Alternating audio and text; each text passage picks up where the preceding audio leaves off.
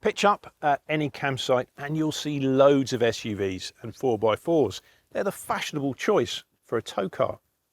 But if you value practicality over fashion, there's still a strong case to be made for an MPV, like this Ford Tourneo Connect here.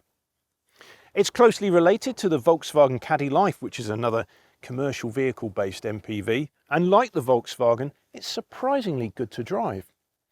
In the course of this review, we're going to consider, of course, how well the car tows. We'll also have a think about whether the towing limit is high enough for a car of this size.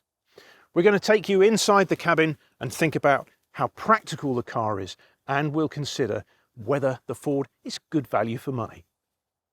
When you've watched the video, please do remember to click like and to subscribe to the Camping and Caravanning Club's YouTube channel. Click on the notification button to make sure you never miss a video again.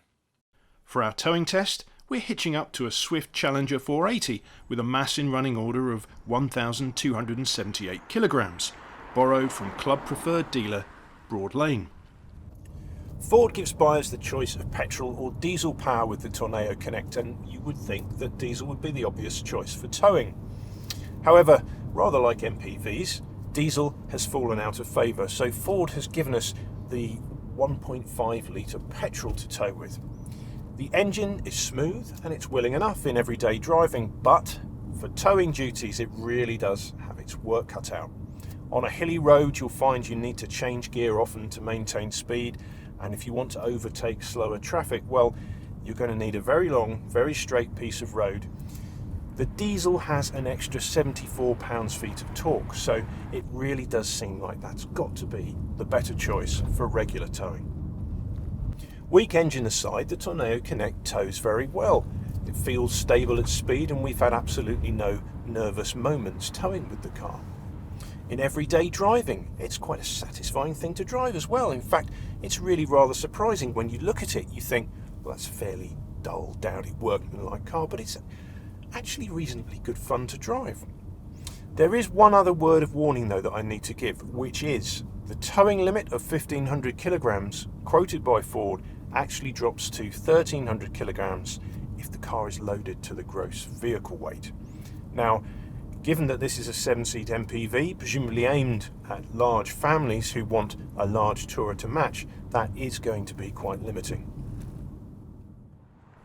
Let's set aside the Ford's towing credentials for a moment and instead concentrate on its space and practicality.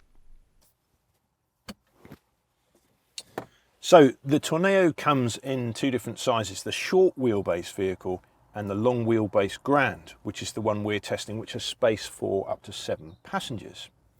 Now, in the front, if you're a bit of a car nerd, you might notice some Volkswagen parts, which isn't really surprising given that it's closely related to the Volkswagen Caddy, but that's not necessarily a good thing, especially when they include these really annoying touch-sensitive pads for the heating.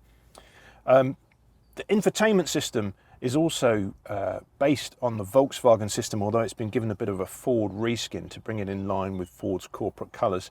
It looks quite good, but it can be a little bit fiddly to use. There are lots and lots of good things to say about the cabin of the Tourneo Connect though.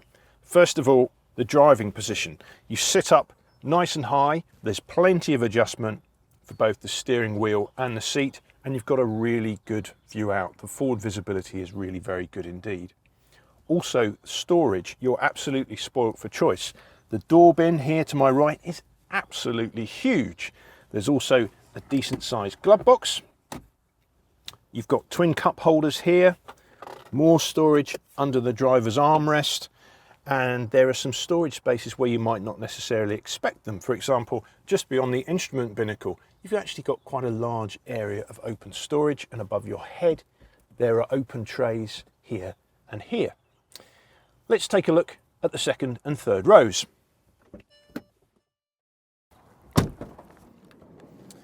So the first thing to notice about the back of the Tourneo Connect is that you get these sliding doors. That's a really practical feature if you need to get children in and out of a narrow parking space. More good things to notice. You get air vents between the front seats to keep everyone at a comfortable temperature, and there are USB-C ports here, so just because you're in the back of the car, it doesn't mean you can't keep your phone or your tablet fully charged. The middle seat is split in two. and you can fold it like this, then pull on this lever and it tips forward, and you can even remove the seat completely. Now you can do that with these seats and the back seats as well, so you can effectively turn your MPV into a little mini removal van if you need to. So let me show you how it works again with this side of the seat, and then we can take a look at the third row. So give that a good tug, and there you go, seats folded down, and if I wanted to I could tip them forward and take them out. But that gives you a chance to have a look through here into the third row. Yes, it's not quite as roomy in terms of leg room as the middle row, but it's not at all bad. Children will be comfortable enough, adults will be fine for short journeys, and you do get Isofix mounting points so you can fit child seats in the back. So all told, this is a very, very practical cabin. So let's take a look at the boot. Boot space is modest with all the seats in place. Fold the third row, or better still, take them out, and you have loads of space. And you can turn your MPV into a van by folding or removing the middle seats as well. The tow ball fitted to our test car is well clear of the bumper, although the breakaway cable point is a little tricky to reach. The Ford Tourneo Connect is an excellent MPV. It drives well, it's roomy and practical, and it's good value for money. As a tow car though, the petrol engine is weak and the towing limit is a bit too low. We can't help but think that for regular towing, the diesel is going to be a better choice.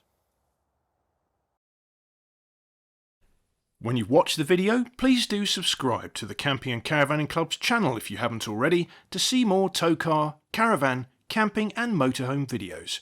Click on the notification button and you'll never miss any new content.